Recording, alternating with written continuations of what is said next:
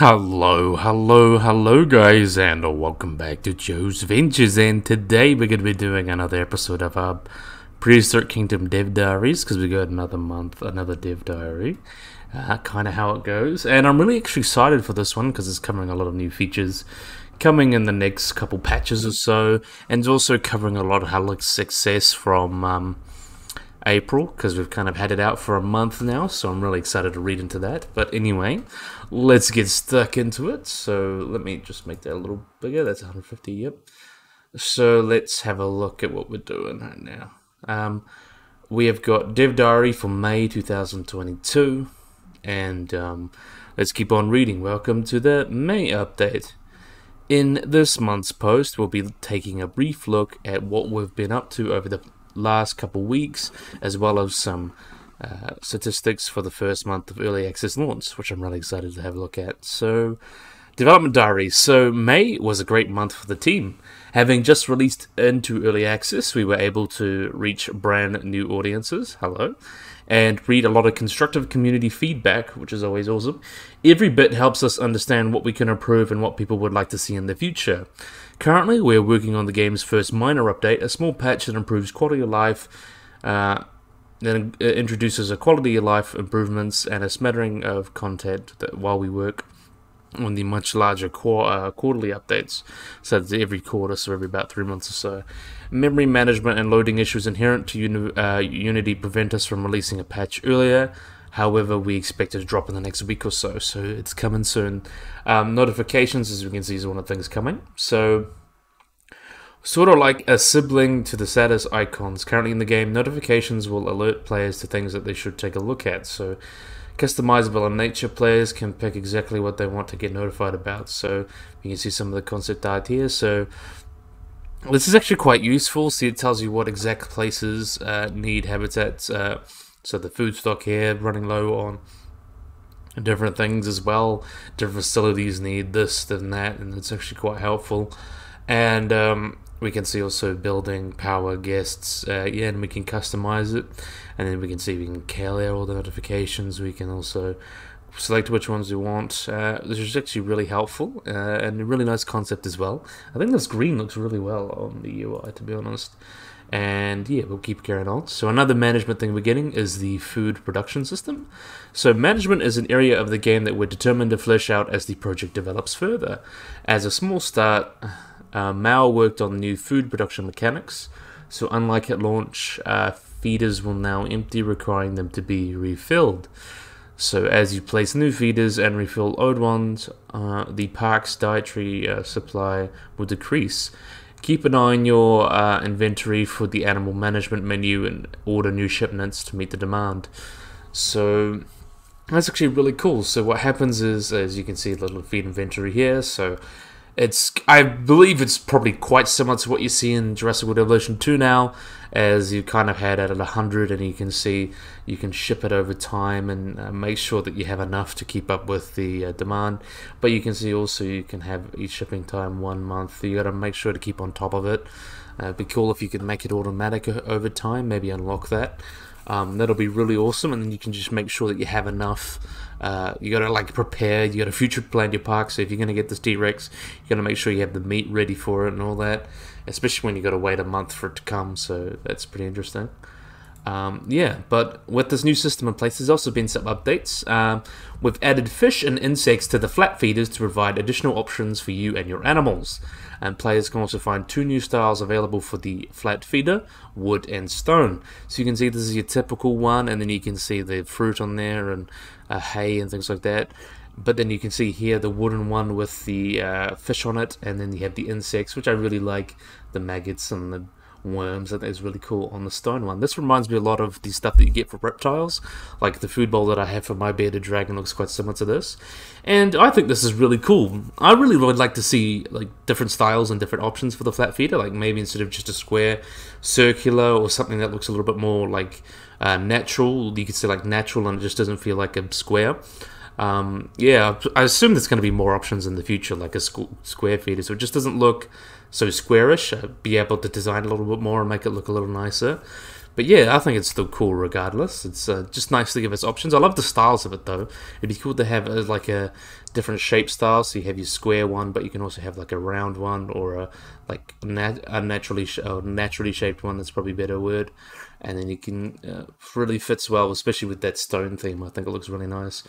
Yeah. And also Nathan, our hard surface artist, created a large and small water trough for animals to drink from.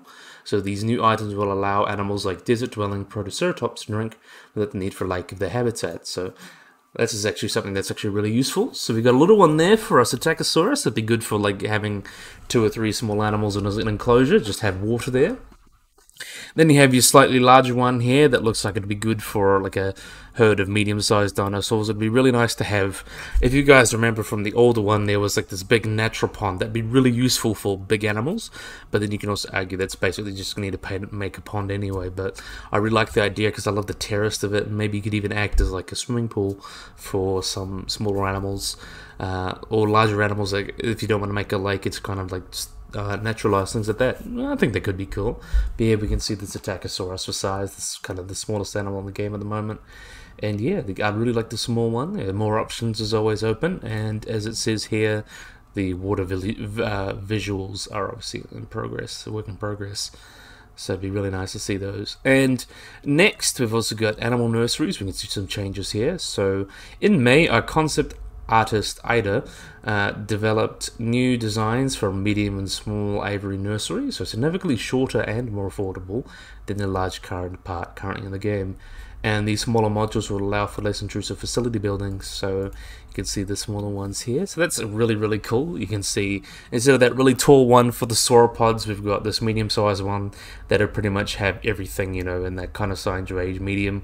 So like T-Rexes, other large theropods, large animals like Triceratops, things like that. And then the small one for your small mammals and small dinosaurs. So this is a lot more intuitive rather than just the huge ones, because it's a bit rough, especially with how tall they are. And, yeah, I think that's a bit wild, but it's really nice that we get another option now. So yeah, I think that looks rather nice. It really does fit the style, and you can see it's a bit longer as well, and I think it works well if you want to build around it, you want to create your own hatchery. I think that's really awesome. Really allows for that creativity. And we've also got now as well habitat markers and scenery. So given the creative tools available in Prehistoric Kingdom, it was only a given that the community would want a way to create fully custom enclosures. So we'd like to introduce the habitat markers. So these are quite similar, if you guys know your Planet Zoo, quite similar to that, but we'll explain a little bit as we get into it. So these are a new type of fence that define an invisible paddock boundary. And unlike regular fences, animals are not held back by these habitat markers and will require the uses of terrain, rocks, and other methods to keep the animals inside the pen. So you're going to have to use other types of fences, rocks, buildings, walls. It's just to say that this is the enclosure, so you can create that enclosure. This is very similar to how it works in Planet Zoo if you guys have played that. And as they're so visually different from many other items in the game, creating and noodling around with a custom shader is a real treat. And despite their rambunctious aesthetic, habitat markers are invisible during regular gameplay and will only appear when the building selecting habitat or in management views. So this is kind of just a border to show, okay, there's no fence here, but this is where the enclosure ends. And you can see, obviously, here's a great example. This is the boundary here. And the boundary here, this is obviously for people come in and walk, but obviously they can't get out of there by the looks of it because of the rocks and other things around here that just show that they can't really get out. Potentially like maybe a moat around there. So this is just the border that shows you, okay, this is where the enclosure is and that's where the animals are, and if they walk out they can escape, but this is where you can use them to make your own custom barriers, which is always really cool. And to get a little bit more into the detail here, is we got plenty of new scenery items in the new patch, including tropical lantern posts, customizable animal silhouettes, and beautiful topiaries, I believe you pronounce that, to decorate your parks. And there's so many beautiful concepts and designs that are yet to be added, but we really think you'll love what we're cooking up behind the scenes. And a blog post will release once the update is live to show off all the new items. Here's a sneak peek from social media early in the month, so you can see some of the wonderful changes here. You can see the top-end rings or the hedges that are shaped to look like dinosaurs, and you can see some of these flat silhouettes that look like trees and animals. You can see the Triceratops, Psittacosaurus, Tarbosaurus, Parasaurolophus, and Coelodonta, or the woolly rhinoceros, and you can see all the different type of trees, the redwood, obviously, yeah, wonderful. And then you can see these wonderful hedges here. You can see this one that looks like the mammoth with the bark as well, Smilodon, this is theropod, Lambeosaur, sauropod, feathered theropod, don't really know which one, but you can have a look at it in game, and it really does look wonderful. I really just love the game's graphics. It's really beautiful, and it's a wonderful Lambeosaurus toponary. It's really awesome. And this is the state of development, which I'm really excited to get into. So that's a lot of the new stuff coming for this next update, but here's the state of development. And this is stuff I'm really excited to read about. So the early access launch was certainly an exciting event for the team. We had a peak of over 2,500 concurrent players with over 40,000 total unique players in the first month. So that's a lot, and it's actually pretty good. Really interesting that we got a lot of people into the Prehistoric Kingdom, and rightly so, because it's amazing. And 3 hot fixes were released that included general bug fixes, improved memory performance, and a small rendering improvement that was especially noticeable in low-end machines, but the optimization doesn't end there. So obviously the plan, because the game came out, was pretty hard on a lot of people's machines, so now it's up to more optimization and trying to get that as good as possible, which will be really, really awesome to see. I really want to see that in mine as well, so we can have really beautiful optimization and really have high quality, obviously, because the game's already beautiful, but just needs to be able to run much better. And we've still got some further room for memory optimization, and after extensive testing from on all our rendering systems, we're finally able to pinpoint the heaviest GPU headers, and this has allowed us to create an internal optimization plan so that we can work towards more performance improvements alongside the planned content update. So that's always awesome. So really just trying to make sure the memory gets down and make sure that there's enough space for all the rendering, and really just makes the game pretty, because really it already looks pretty like that as it is. And part of this effort has included the removal of a previous weather package in favor of one that not only looks better, but has shown significantly improved render performance on some of our test systems, between 15 and 50%. And please make sure to try and use different graphical settings or presets to figure out which was best in your system. And then we can see here some of the wonderful rays coming from the sun there, and it looks really nice, especially with that Brachiosaurus. I'm pretty sure that's Brachiosaurus. Yeah, and it really does look beautiful. Sauropods are just such aesthetic animals. It's really awesome. And we've also got improving animals. With early access out in the wild, we have begun putting more resources into improving animal movement, which is the backbone of developing better AI. So you'll be able to see more from this in the future, as the locomotion overhaul is currently slated for one of our first major updates in July. So animals will get some movement and a little bit of updates as well. So it's kind of the first round of updates, which is really, really awesome. And also catch us live. So this month has also started, we started streaming regularly on Twitch. Every Monday, members from the team go live to share behind-the-scenes exclusive, announce new updates, or just play some Prehistoric Kingdom and chat with you all. And we'll be planning future key giveaways and competitive build-offs with the devs. So tune in and watch the chaos unfold, which is actually really cool. I really like this kind of update thing, even if I don't really check in too much because I've got a busy work schedule or life schedule as well. But I think it's really awesome that we're actually getting some community feedback as well, trying to have build-offs and stuff like that. I think that really makes it fun for a lot of people.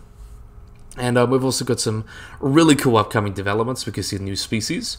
So the first species announced for the quarterly update in July is Dilophosaurus. Wonderful. With its signature double crest acting as a flamboyant mohawk, this carnivore is ready to make an entrance into every prehistoric park. And 1 down, 2 more to reveal. What could they possibly be? And this is Dilophosaurus Weatherly, I believe you'd say that, but really, really beautiful. I'm a big fan of how this guy came out. For those who don't know, Dilophosaurus has gone through a bit of a change with redescription of a lot of fossils and stuff in 2020.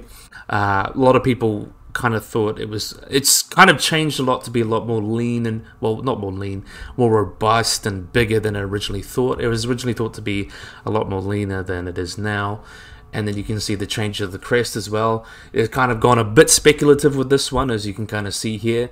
We kind of have this keratin along with that crest as well, those two crests. And I really like how they did this one with the spike there, and kind of, it looks really interesting. It reminds me a lot. It's based a lot on the idea of cassowaries.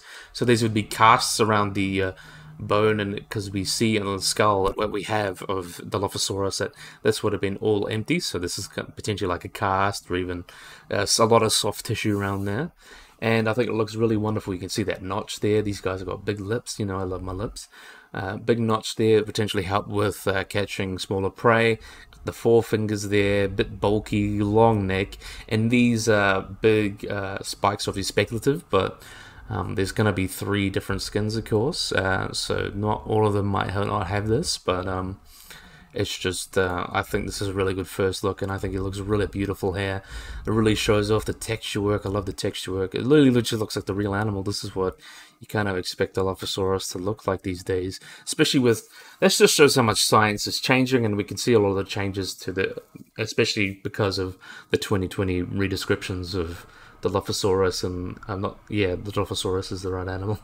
But yeah, I really love this design. It's like really speculative and interesting. I like it, and I like the reds and oranges and the yellows on it as well. I think it really looks wonderful. Big fan of that guy, so big fun. And up looks at some of the detail of this guy as well. So really cool to end this devlog off just with the Trello update and the community spotlight. So really beautiful animal. So you can view our public roadmap on Trello that highlights some of the new upcoming features and improvements that we have planned for early access. So if you guys want to go look at that, you can check it out. And we can have a look at the community spotlight here, so we can see this wonderful habitat. It was just done by Caesar Creates, and wow, this is just incredible. I love this. Really nice view. You can obviously have a look out there. The animals don't get too close, but it's really open.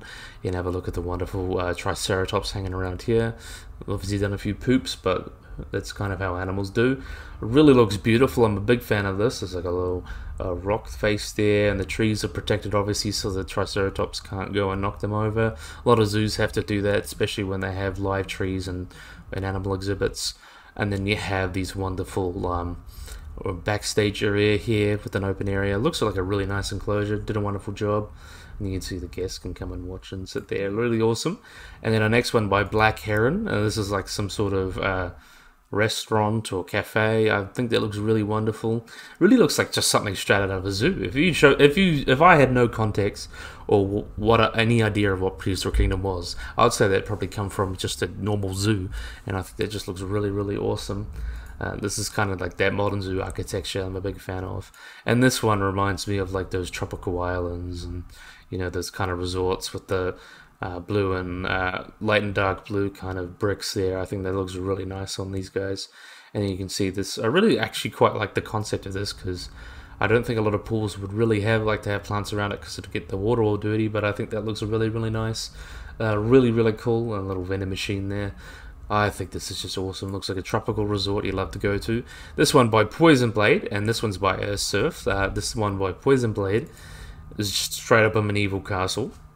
And it's amazing because just the creative abilities of these tools. You don't have to make exhibits. You can literally make whatever you want.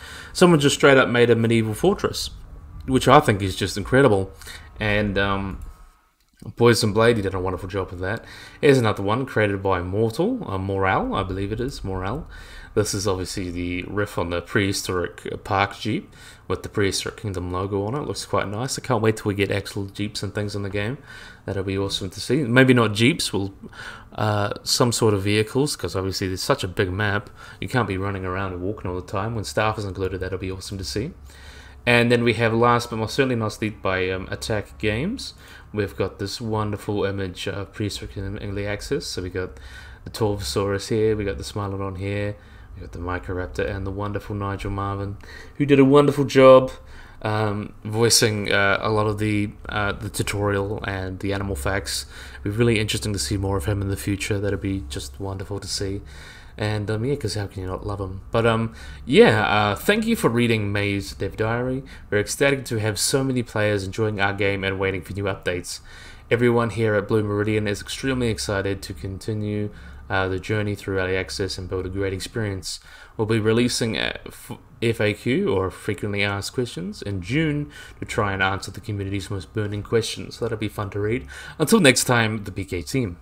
So yeah, this is really awesome. We're getting some updates and some new dinosaurs already. It'll be really awesome to see some really awesome creations by the community, of course, as well. Just in its first month, they've already got some really impressive things like this fortress and this Triceratops habitat, and even just like on the Discord, you can see so many interesting enclosures and things. I'm really proud of the community of the Prehistoric Kingdom and really doing a wonderful job. So yeah, I think this would be a great place to end the video. So I really hope you guys enjoyed this video. I hope you guys like and subscribe. Always remember to click the bell icon to get notified about anything. So yeah, hopefully you guys enjoyed this video. Hope you guys like and subscribe, and bye bye.